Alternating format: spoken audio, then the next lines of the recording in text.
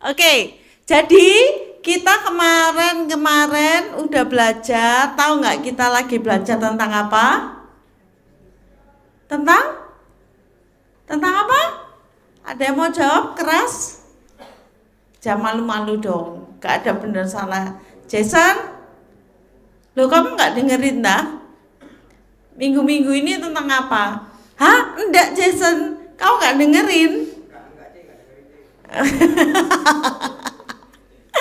Tentang apa Jason? 2 minggu ini Jason. Sebentar, Given soalnya sering. Cece tahu Given selalu dengerin walaupun dia begini tapi telinganya mendengarkan. Good job for you Given. Oke Jason, kita firman Tuhan tentang apa Jason? Loh, tentang apa? Kita minggu-minggu ini belajar tentang apa? Ayo, tentang? Hah?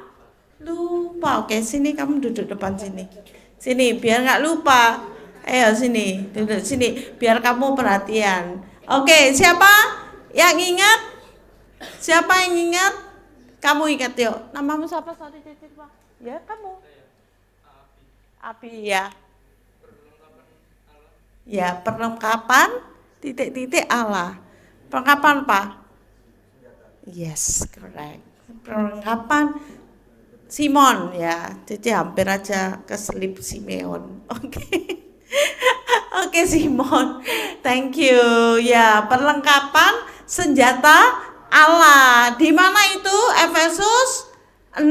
Ayo kita flashback sebentar. Efesus 6. Minggu pertama Kak Vera ngomong tentang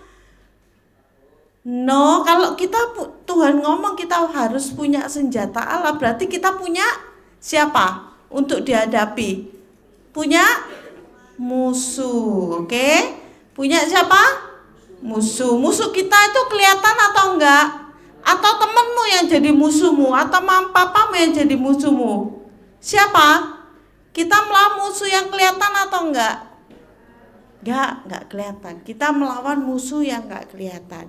Ya toh ada banyak hal, nanti Cece ulangi lagi biar kalian ngerti. Oke, terus yang pertama kita belajar apa? Sikap seorang yang army atau prajurit yang punya senjata Allah. Pertama, Koko Timot ngomong apa? Kita harus ada nggak kelihatan nggak army yang kayak jalannya begini? Hah? Nggak ada. Harus apa?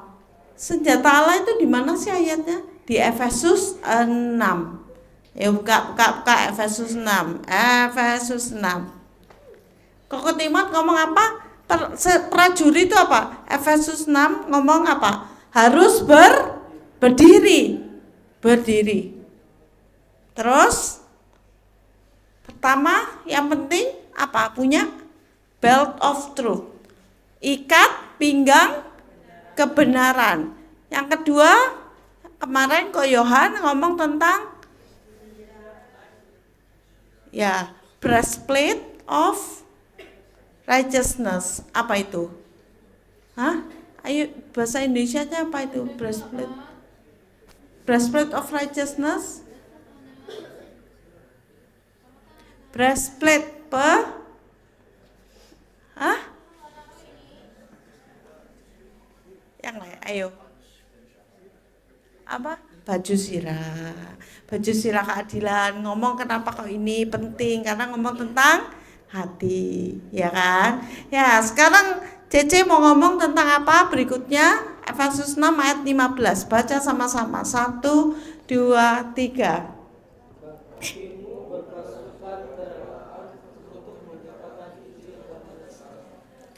Lagi ulangi. 1, 2, 3. Efesus 6 ayat 15.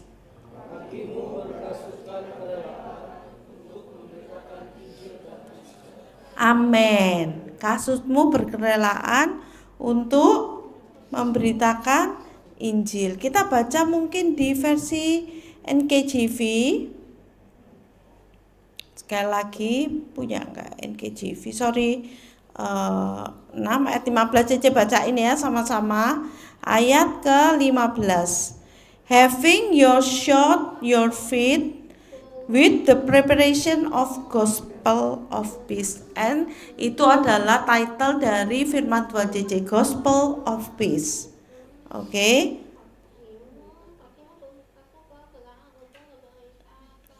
Amin. Oke. Sekarang siapa yang pernah, biasanya cowok-cowok, pilih mana? Futsal, kalau kalian latihan futsal, biasanya kalian pilih mana? Pakai sepatu atau enggak pakai alas kaki? Walaupun Cece sering lihat cowok itu ya, kalau di depan rumah Cece itu biasanya ya, Cece juga pernah lihat Arthur, adiknya main futsal di depan rumahnya Cece itu ya kan. Kan jalannya itu dari paving atau aspal, tapi nggak pakai alas kaki. Oke, lebih enak mana? Kalau kamu jalan di aspal pakai kaos kaki, pakai sepatu atau nggak beralas kaki? Pakai sepatu. Cewek pernah nggak sih kalian ngalamin selundupan apa ya? Pernah nggak sih? Kayak ada sesuatu yang kecil kayak apa? Jarum, bukan jarum tapi ya, telusupan di kaki. Pernah nggak? Pernah? Ya, Cece juga pernah. Enak nggak rasanya? Akibat kita nggak pakai alas kaki. Cowok-cowok, Cece pernah lihat teman-teman Cece yang main, ya walaupun nggak kapok-kapok, nggak ada sepatu, alas kaki, barefoot pun jadi gitu ya, pak kaki telanjang gitu ya. Akibatnya apa? Kapalan, ya nggak? Terus ada yang sobek, ya, betul? Nah, makanya itu penting namanya pakai sepatu. Pakai sandal itu nggak bisa kalau kalian olahraga, karena itu bisa bikin kalian kesandung copot-copot ya toh. Tapi fokusnya di sini adalah kita ngomong tentang shoes, tentang sepatu ya toh. Gimana kenapa kok orang itu menciptakan sepatu ya toh, supaya apa? Kaki kita nggak bersentuhan langsung dengan jalan-jalan yang kita lalui, yang kadang itu ada mikro sampah yang nggak kita lihat, yang membuat kaki kita bisa telusupan, berdarah atau apapun kayak gitu, ya kan? Nah, sama seperti sepatu itu sepatu kita itu melindungi kaki kita. Injil atau damai, Injil Tuhan Yesus atau keselamatan, Injil itu kita bicara tentang keselamatan di dalam Yesus Tuhan ya. Itu melindungi dan mempersiapkan kita di setiap medan perang kita, di setiap musuh yang harus kita hadapi. Musuh kita tuh banyak ya hari-hari ini. Kebohongan di media sosial, semua yang di media sosial itu not true loh ya, it's not true. Oke? Sesuatu yang difilmkan tuh nggak semua benar ya. Ada kalau Cece bilang tuh hal-hal buruk di belakang kamera ya toh. Bisa senyum tapi di belakang dia lagi punya permasalahan dengan keluarganya, dengan siapapun itu yang mungkin berat ya. Nah, Paulus sendiri dalam Efesus 6 ayat 15 membandingkan kelengkapan rohani dengan prajurit Roma. Dari zaman Romawi ya, prajurit Roma itu kalau mereka itu berperang, mereka itu perlu pakai namanya kasut. Ya, dulu belum bisa nemu sepatu yang bagus-bagus kayak sekarang, kayak Nike, Adidas, On Cloud or whatever ya. Tapi mereka juga pakai alas kaki atau sepatu yang lebih simpel, yang kalian tahu ya. Soalnya aku nggak sempat nyari ininya, yang kakinya begini-begini. Dan kalian tahu nggak, supaya zaman dulu itu jalannya itu belum bagus sampai sekarang. Jadi sampai di alas kakinya orang Romawi itu perlu ada kayak yang tajam-tajam, supaya mereka ketika ada di medan perang, mereka itu bisa punya grip atau pegangan yang kuat. Setiap mereka itu harus mendaki, harus harus berjalan di medan-medan yang berat, seperti pasir yang gampang runtuh, seperti itu. Ngerti ya? Nangkep ya? Kalian bisa Google sendiri kalau ini. Nah, supaya ketika mereka mendaki bukit itu mereka juga gak mudah tergelincir. Dan yang terpenting, sepatu itu membuat supaya mereka bisa berdiri dan melangkah maju. Karena tanpa sepatu, bayangin, kamu berperang lari-lari begini, tiba-tiba kakimu ketusuk sesuatu. Pikiranmu fokus gak kepada musuhmu? Enggak kan? Pasti kamu, waduh, kenapa kakiku? Ya. Itu penting, makanya prajurit aja harus pakai sepatu dari zaman dahulu kala. Jadi Injil atau keselamatan atau damai sejahtera itu adalah apa? Lebih kepada kabar baik tentang Yesus. Itu ketika kita menginvite Tuhan Yesus itu jadi juru selamat pribadi kita, dan kita terima Yesus sebagai juru selamat kita itu mendapat damai dengan Allah. Karena kita mendapat jaminan. Kalau orang dunia, mereka yang belum percaya, itu mereka kayak masih pusing kiri, masih pusing kanan, karena mereka nggak punya Tuhan yang menjamin keselamatan mereka. Roma 5 ayat 1, yuk buka sama-sama.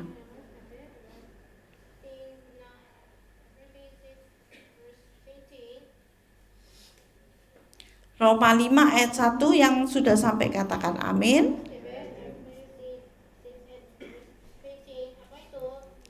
Oke, Roma 5 ayat 1. Sebab itu kita yang dibenarkan karena iman, kita hidup dalam damai sejahtera dengan Allah oleh karena Tuhan kita Yesus Kristus. Oke, amin. Sebab itu kita yang dibenarkan karena iman, kita hidup damai sejahtera dengan Allah oleh karena Tuhan kita Yesus Kristus. Jadi kedamaian kita ketika kita dibenarkan oleh iman, ketika kita menerima, yaitu ketika kita menerima Yesus sebagai juru selamat kita itu dapat damai sejahtera karena kita sudah punya yang menjamin kehidupan kita. Oke.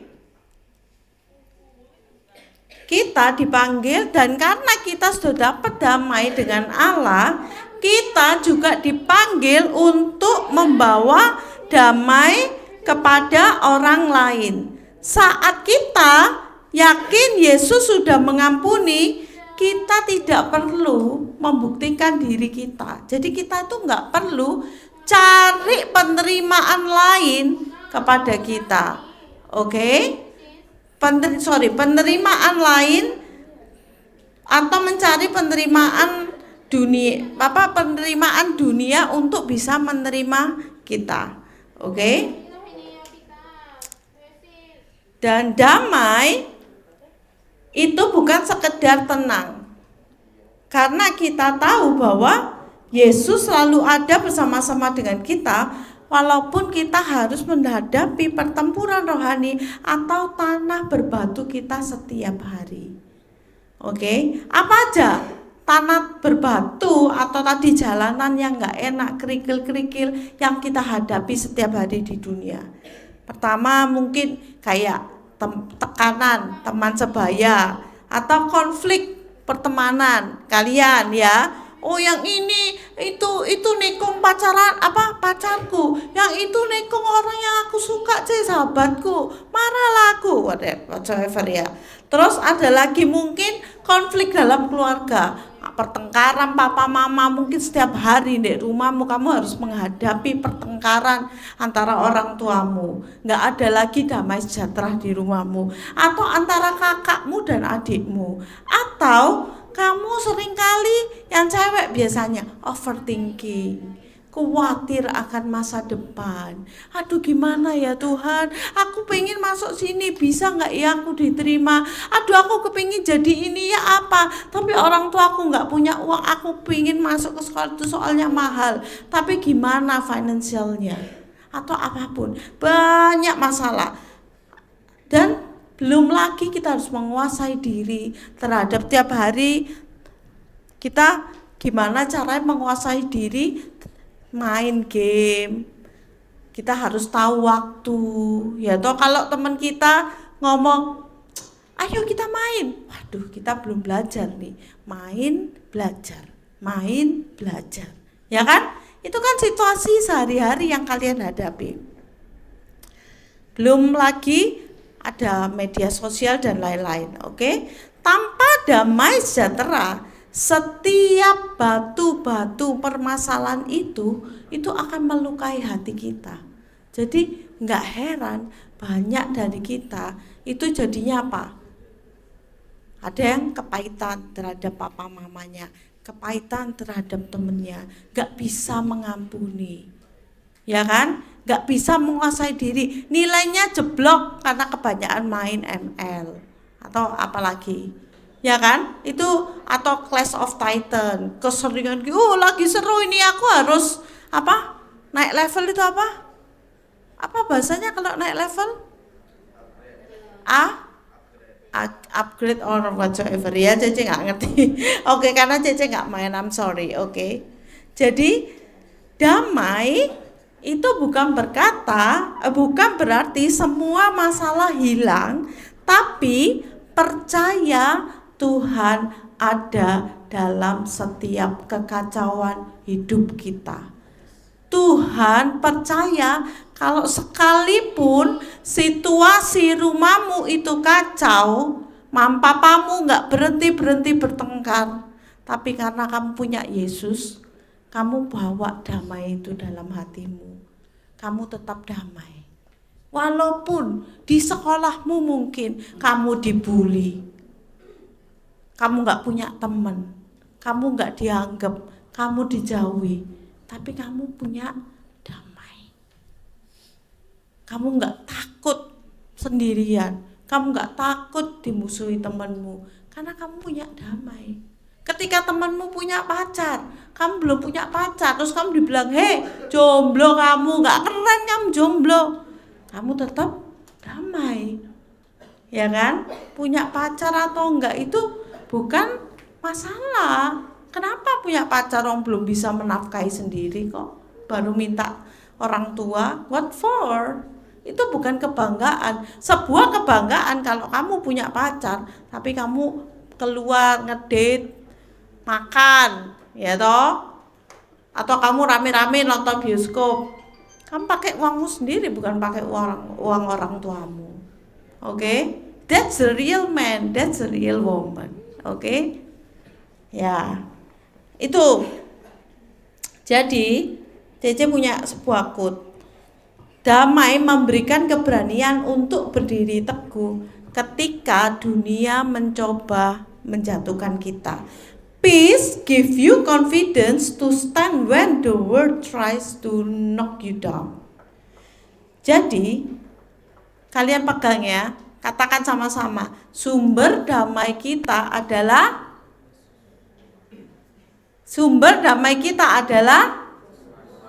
Tuhan. Tuhan siapa? Tuhan Yesus. Ayo katakan sama-sama. Katakan ke kanan kirimu, sumber damaimu adalah Tuhan Yesus. Amin. Dan kalian tahu nggak sih, salah satu nama Allah, karakter Allah yang diperkenalkan ke kita itu Jehovah Shalom. Artinya apa?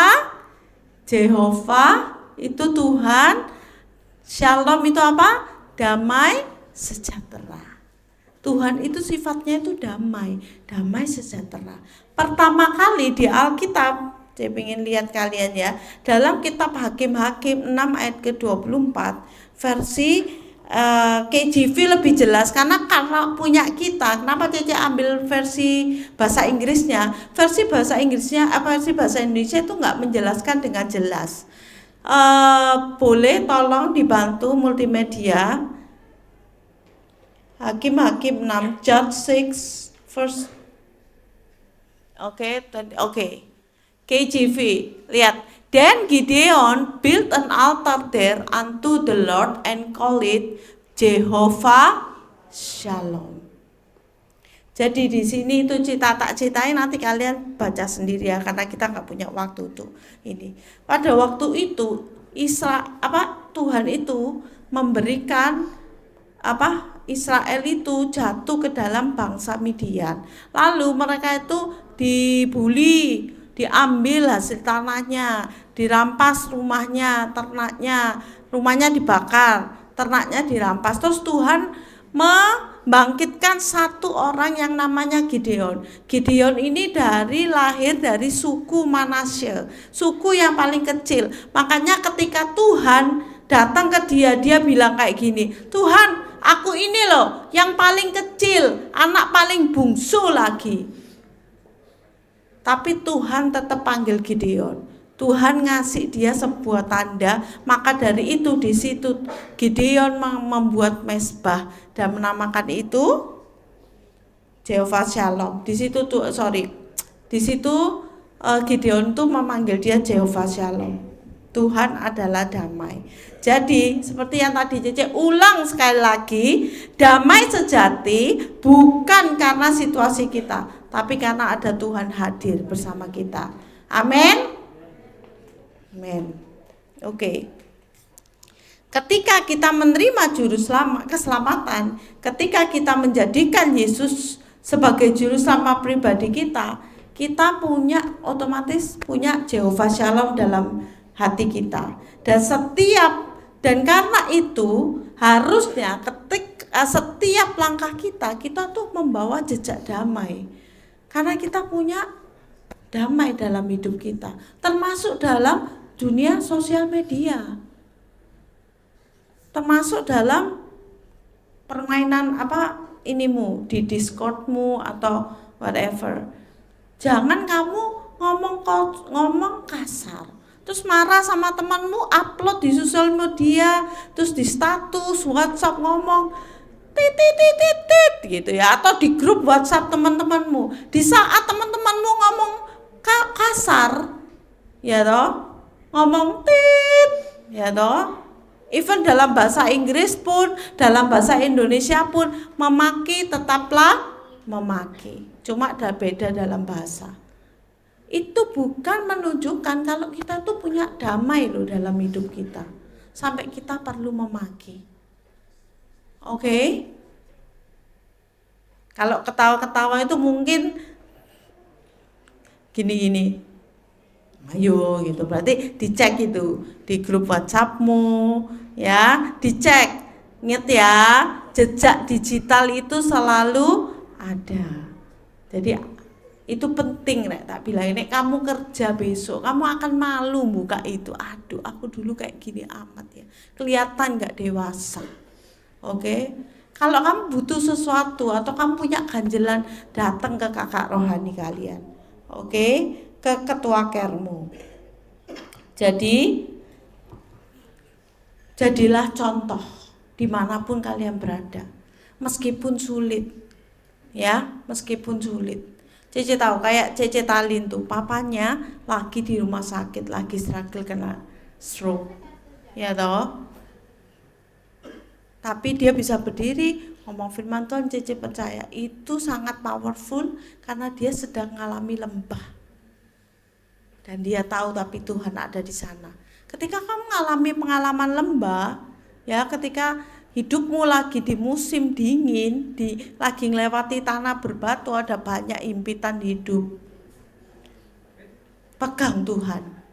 Oke, karena itu tiap hari penting untuk kalian punya saat teduh, berdoa dan baca firman. Karena itu pegangan hidup kita. Gimana kamu tahu kalau Tuhan Yesus yang ngasih kamu keselamatan itu menjamin kamu, ada buat kamu. Ingat ya, naturnya manusia itu suka lupa, ya kan? Suka lupa, ya kan? Makanya ada peribahasa ngomong yang lupa wani mati itu loh. Ya kan? Karena suka lupa. Ya toh? Nah, oleh karena itu, ayo Cece menantang kalian hari ini baca firman. Kalau kamu orang pagi bangunnya mepet-mepet, kalau kamu bukan orang pagi, tiap pagi dibanguni mama sampai perlu disiram air, ya itu jelas kamu bukan orang pagi. Atau dua kemungkinan, kamu bukan orang pagi, kemungkinan yang kedua, kamu nggak disiplin dalam kamu tidur. Ya toh, kamu kasihkan main sampai kamu tidurnya terlalu larut malam. Atau apa? Nonton bola dini hari, pagi nggak bisa bangun sekolah.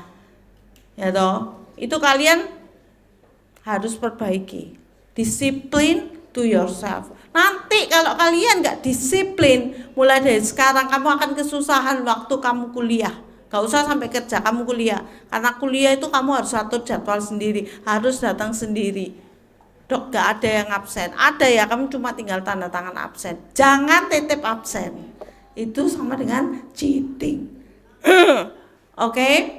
Set waktumu. Kalau kamu orang malam, sebelum kamu tidur, kamu main keluar, pulang les, siapkan waktu. Kamu komit waktu. Jam 9, oke, jam 9 kamu sudah siap.